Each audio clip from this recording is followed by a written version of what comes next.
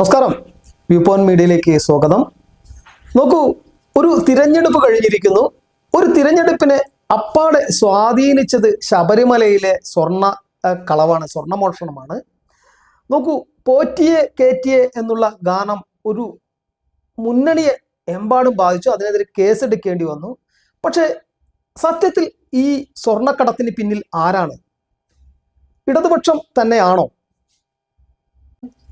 മീശമാധവൻ എന്ന ദിലീപ് ചിത്രത്തിൽ ഒരു വളരെ രസകരമായ ഒരു പറച്ചിലുണ്ട്. മീശമാധവൻ കള്ളനാണ്, പക്ഷെ മാധവൻ കട്ടതൊന്നും ഈ ചേക്ക് വിട്ട് പുറത്തു പോയിട്ടില്ല എന്നുള്ള പ്രസിദ്ധമായ ഒരു ഡയലോഗ് ഉണ്ട്. അതുപോലെ സഖാക്കൾ കട്ടതൊന്നും കടല് വിട്ടു പോകാൻ ചാൻസ് ഇല്ല, ഏറി വന്നാൽ കണ്ണൂരിൽ കടന്ന് കറങ്ങും. അതിനും അപ്പുറത്തേക്ക് പോയാൽ നമ്മുടെ ഗൾഫ് രാജ്യങ്ങളിലെ ചില രാജ്യങ്ങളിൽ വരെയാണ് ഈ ആക്സസ് ഉള്ളൂ. അതായത് ഈ സഖാക്കന്മാർക്ക് അത്രേ ആക്സസ് ഉള്ളൂ. പക്ഷെ ഇതിന് പിറകിൽ നമുക്ക് നോക്കൂ, വലിയ വിഗ്രഹ മോഷ്ടാക്കള്, പുരാവസ്തു കള്ളക്കടത്തുകാരൊക്കെ ഇതിന് പിറകിലുണ്ടെന്നാണ് ഈ ലേറ്റസ്റ്റ് ആയിട്ടുള്ള വിവരങ്ങൾ പുറത്തു വരുന്നത്. ആരായിരിക്കും? ഇപ്പൊ ഒരു ഡി മണിയുടെ പേര് കേൾക്കുന്നു. ആരാണ് ഡി മണി? ഈ ഉണ്ണികൃഷ്ണൻ പോറ്റി ഇതിലെ പ്രധാന കഥാപാത്രവും പ്രധാന വില്ലനും പ്രധാന നായകനും ഒക്കെമായ ഇതൊരു കഥയായിട്ട് എടുക്കുകയാണെങ്കിൽ അതിലെ നായകൻ ഉണ്ണികൃഷ്ണൻ പോറ്റിയാണല്ലോ. ഈ ഉണ്ണികൃഷ്ണൻ പോറ്റിക്ക് ഒരു പിടി രാഷ്ട്രീയ നേതാക്കളുമായിട്ട് ബന്ധമുണ്ട്. ആ ഉണ്ണികൃഷ്ണൻ പോറ്റി ഇന്ത്യയിലെ ഏറ്റവും പ്രധാനപ്പെട്ട ഒരു നേതാവിനൊപ്പമുള്ള ചിത്രങ്ങളുണ്ട്. നിങ്ങൾക്കത് ഞാൻ കാണിക്കാം. ആ ചിത്രങ്ങളിൽ നിൽക്കുന്നത് സോണിയാഗാന്ധിയാണ്. സോണിയാഗാന്ധിക്ക് എന്താണ് ഉണ്ണികൃഷ്ണൻ പോറ്റിയുമായിട്ടുള്ള ബന്ധം? നോക്കൂ, ലെവൽ 1 സെക്യൂരിറ്റി ഉള്ള ഒരു രാഷ്ട്രീയ നേതാവാണ്. അതായത് നമ്മുടെ പ്രധാനമന്ത്രിക്കടക്കം കൊടുക്കുന്ന Z+ കാറ്റഗറിയിലുള്ള സെക്യൂരിറ്റി ഉള്ള ഒരു നേതാവാണ് സോണിയാഗാന്ധി. ആസാം മുഖ്യമന്ത്രി എങ്ങനെയാണ് BJP-യിലേക്ക് എത്തിയത് എന്ന് നമ്മൾ ചിന്തിക്കണം.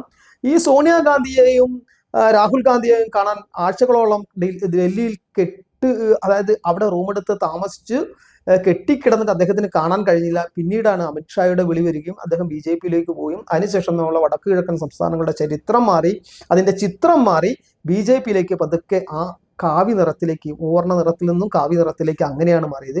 അതുപോലെ വലിയൊരു നേതാവിന് കാണാൻ സാധിക്കാത്ത ഒരു നേതാവിനെ, അതായത് ഒരു മുന്നണിയുടെ നേതാവിനെ, സോണിയാഗാന്ധിയെ എങ്ങനെയാണ് ഈ ഉണ്ണികൃഷ്ണൻ പോറ്റിക്ക് കാണാൻ കഴിയുക? നോക്കൂ, ഇടതുപക്ഷം മാത്രമല്ല ദേവസ്വം ബോർഡ് കൈകാര്യം ചെയ്തിരുന്നത്, അത് ഏറിയ പങ്കും കോൺഗ്രസ്സുകാരാണ് കൈകാര്യം ചെയ്തിരുന്നത്. കോൺഗ്രസ്സുകാർക്കാണ് ഇത്തരം വലിയ ഇടതുപക്ഷം ചെറിയ ചെറിയ നമ്മുടെ ലോക്കൽ കളവുകളും മോഷണങ്ങളൊക്കെ ഉണ്ട് എന്ന് നമുക്കറിയാം.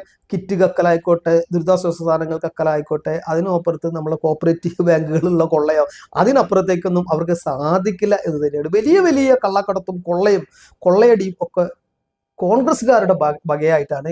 ഇത് വലിയൊരു അന്താരാഷ്ട്ര ബന്ധമുള്ള ഒരു വിഗ്രഹമോഷണവുമായി ബന്ധപ്പെട്ട്, ഒരു പുരാവസ്തു മോഷണവുമായി ബന്ധപ്പെട്ടാണ് ഈ ശബരിമല വിഷയം പോകുന്നതെന്നുണ്ടെങ്കിൽ വളരെ ശ്രദ്ധിക്കേണ്ടതുണ്ട്. അത് കമ്മ്യൂണിസ്റ്റുകാരായിരിക്കില്ല.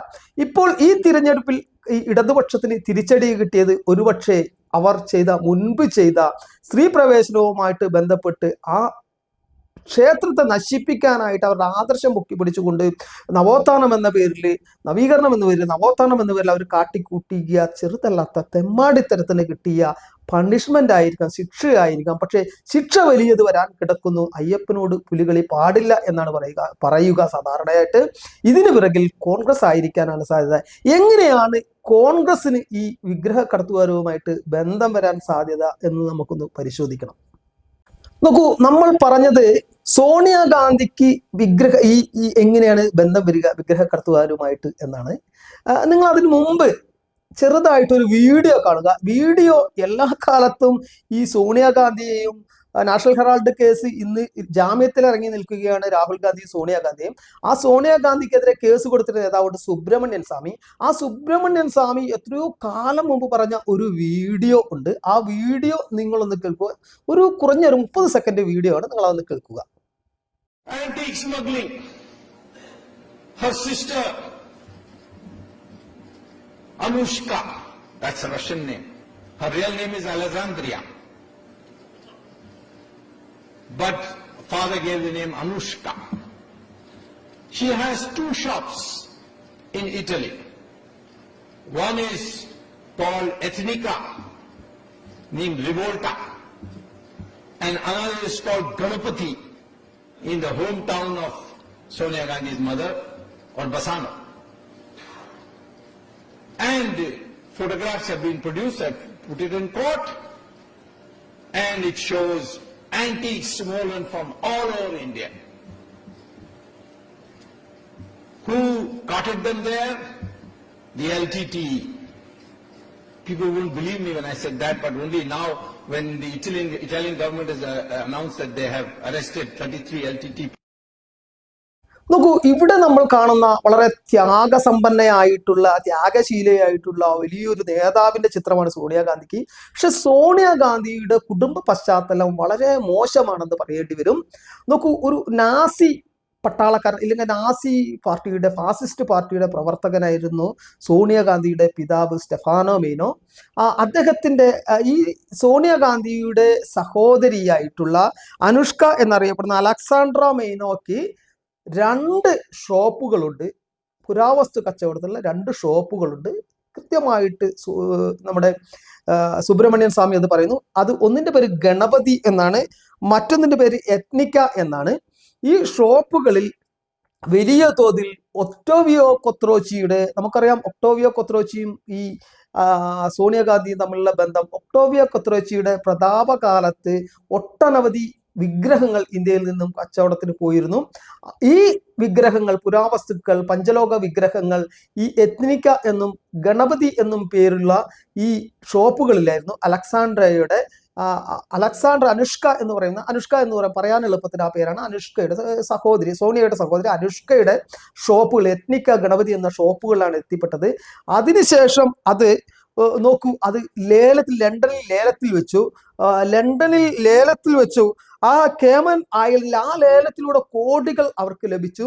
അത് കേമൻ ഐലൻഡിലെ ബാങ്ക് ഓഫ് അമേരിക്കയിലേക്കാണ് അതിൽ നിന്നും പണം വന്നിരുന്നത്, ആ ലണ്ടനിൽ ലേലത്തിൽ വെച്ച വിഗ്രഹങ്ങളിൽ നിന്ന്. പിന്നീട് പറയുന്നു, ഹാർവാർഡിൽ പഠിക്കുമ്പോൾ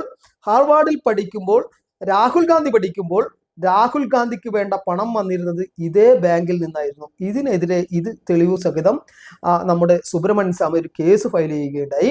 അത് കേസ് വന്നു, കോടതി ഇന്റർപോളുമായിട്ട് ബന്ധപ്പെട്ടു. ഇന്റർപോൾ അതിന്റെ തെളിവുകൾ CBIക്ക് കൈമാറി. CBI ഇത് കോടതിയിൽ കളവ് പറഞ്ഞു.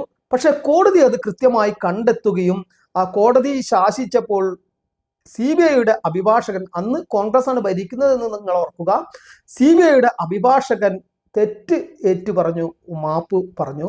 ഇയാളാണ് പിന്നീട് ഇന്ത്യയുടെ സോളിസിറ്റർ ജനറലായി മാറിയത്. നമുക്കറിയാം, പല ഉത്തരവാദിത്തങ്ങളും ഇദ്ദേഹത്തിന് കൊടുത്തു. തെറ്റേറ്റ് പറയുകയുണ്ടായി. ഇങ്ങനെ ഒരു കേസുമുണ്ട്. അപ്പൊ നോക്കൂ, വിഗ്രഹത്തിന്റെ കാര്യങ്ങൾ എങ്ങനെയാണെന്ന് വരുന്നു. ഈ ശബരിമലയിലെ സ്വർണം കേവലം 1, 2, ഒരു 30, 40 കിലോ സ്വർണത്തിന് വേണ്ടിയുള്ള കളവല്ല എന്ന് നമുക്കറിയാം.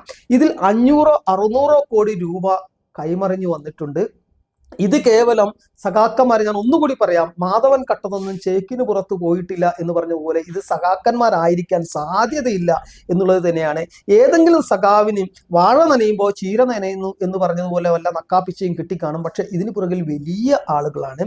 ഉണ്ണികൃഷ്ണൻ പോറ്റിയും സോണിയാഗാന്ധിയും തമ്മിലുള്ള ബന്ധം അന്വേഷിച്ചാൽ അത് അന്വേഷിക്കേണ്ടത് നമ്മുടെ CBIയെ പോലെയുള്ള ഒരു അന്വേഷണ ഏജൻസി തന്നെ ആയിരിക്കണം.